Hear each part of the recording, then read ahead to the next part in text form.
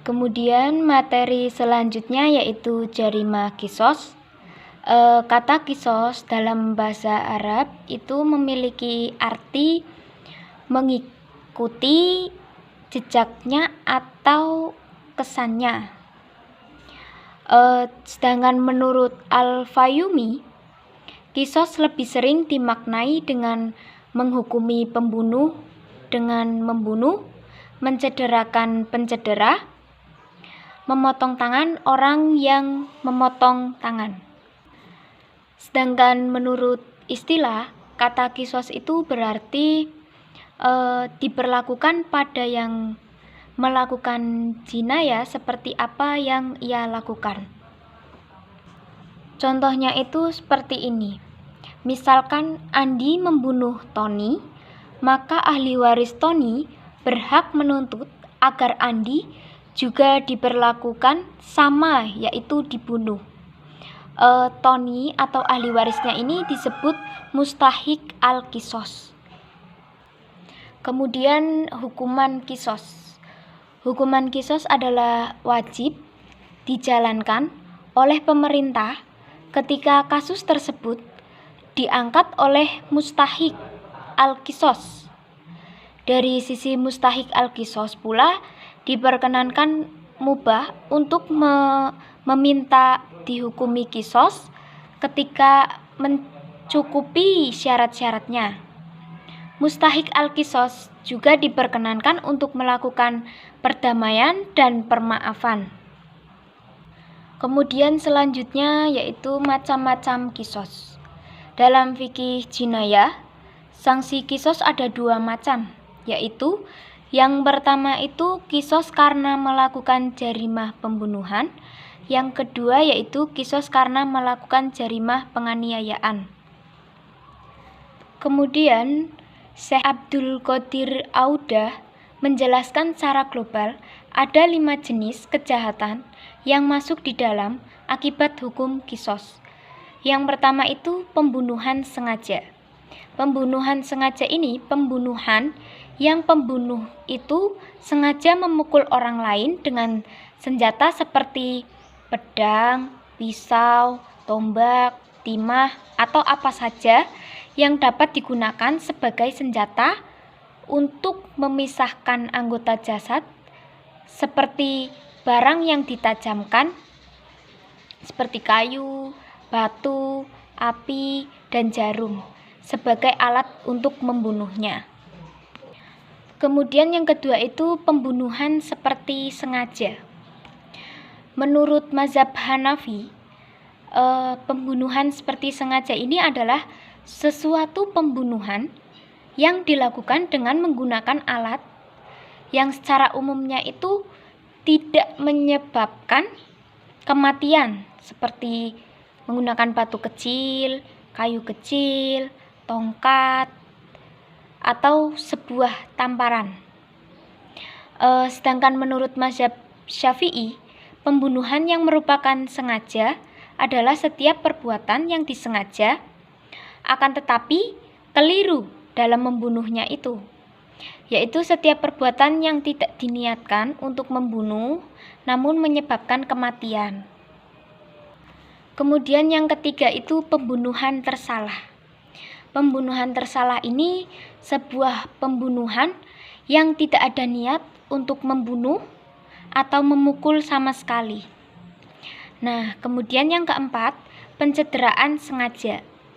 Pencederaan sengaja ini yaitu segala jenis penyerangan terhadap jasad manusia seperti memotong anggota badan, melukai, memukul, akan tetapi nyawa orang tersebut masih tetap dan perbuatan tersebut dilakukan dengan sengaja.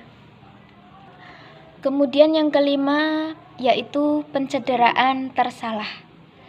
Nah, pencederaan tersalah itu si pelaku berniat untuk melakukan pekerjaan tersebut, tapi tidak dengan niat permusuhan.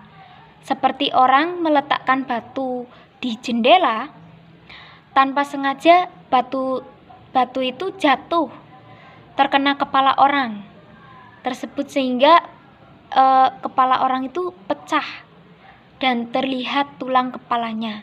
Nah, itu yang disebut pencederaan tersalah. Kemudian selanjutnya penerapan hukum kisos. Penerapan hukum kisos ini ada 2. Yang pertama itu penerapan hukum kisos bagi pembunuhan sengaja. Bagi pembunuhan sengaja ini maka sanksinya itu ada 3. Yang pertama itu hukuman pokok atau ukubat asliyah. Nah, hukuman pokok ini ketika mustahik al-kisos memaafkan dengan tanpa meminta diat, maka menurut mazhab Hanafi, Maliki, dan Syafi'i, di dalam sebuah pendapat, maka tidak wajib bagi pembunuh tadi itu untuk membayar diat secara paksa. Kemudian yang kedua itu hukuman pengganti. Hukuman pengganti ini dengan cara membayar diat mughaladzah. Kemudian yang ketiga itu hukuman tambahan. Hukuman tambahan ini, kejahatan pembunuh adalah terhalang untuk menerima warisan atau wasiat. Kemudian yang kedua itu bagi pembunuh yang seperti sengaja, maka sanksinya juga ada 3. Yang pertama hukuman pokok. Hukuman pokok bagi pembunuh yang seperti sengaja ini dengan cara membayar diat mughaladzah. Diat ini sama dengan pembunuhan dengan sengaja. Yang kedua itu hukuman pengganti adalah dengan cara takzir. Nah, yang ketiga itu hukuman tambahan. Hukuman tambahan ini terhalang untuk menerima waris dan wasiat seperti yang telah lewat. Kemudian selanjutnya hapusnya hukuman kisos itu disebabkan karena yang pertama hilangnya tempat atau bagian yang dikisoskan. Kemudian permaafan atau adanya permohonan maaf. Yang ketiga itu perdamaian. Yang keempat itu diwariskan hak kisos. Materi selanjutnya yaitu jarimah diat. Jarimah diat ini adalah sejumlah harta yang dibebankan kepada pelaku karena terjadi tindak pidana pembunuhan atau penganiayaan dan diberikan kepada korban atau walinya.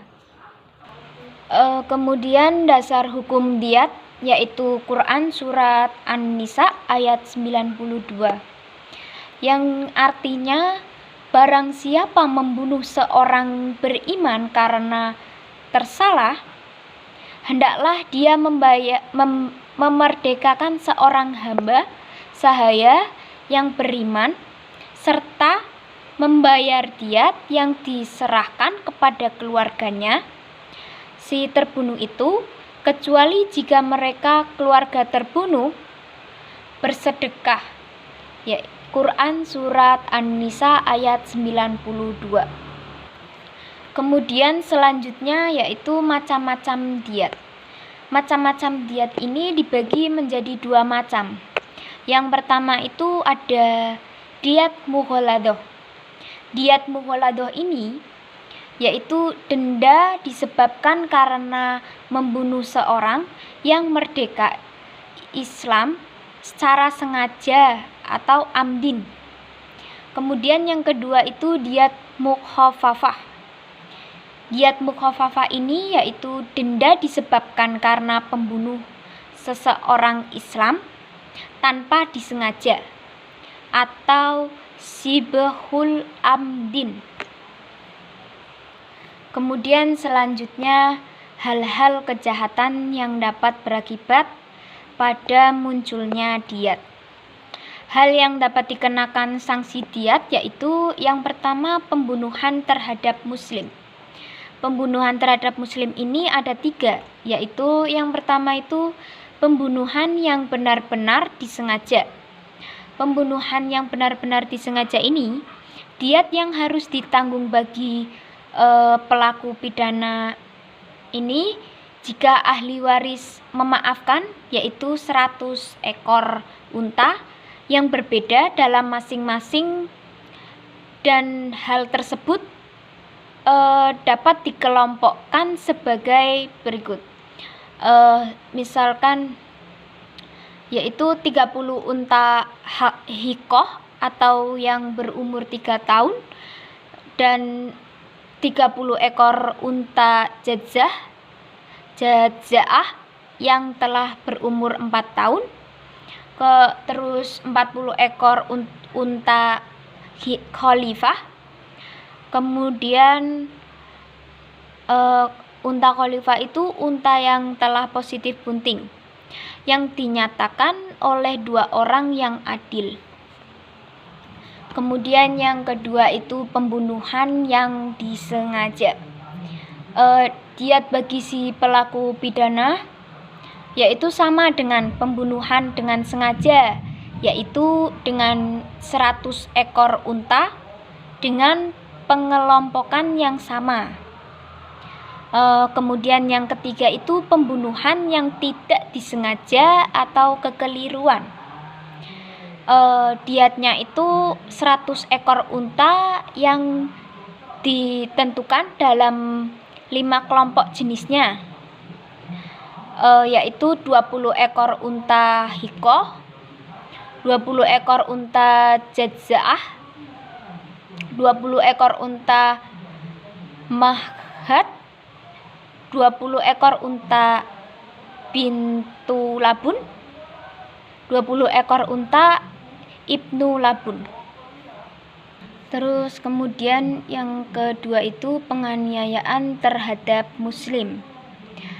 Diat dalam hal penganiayaan atau mencederakan jika yang dicederai adalah anggota badan yang tunggal yang membawa banyak kemanfaatan dan kebaikan seperti lidah, maka diatnya itu sama dengan diat dari pembunuhan secara disengaja atau diat mughalladzah. Namun jika yang dicederai adalah salah satu dari anggota yang ganda seperti kedua kaki dan tangan, maka separuh dari diat. Namun jika keduanya berlaku hukum diat penuh. Diat untuk setiap pemotongan sebuah jari itu sama, baik jari jempol, kelingking. Diatnya itu adalah 10 ekor unta dan setiap masing-masing sebuah gigi. Diatnya itu 5 ekor unta. Dan begitu juga dengan diat dari luka yang tulangnya nampak.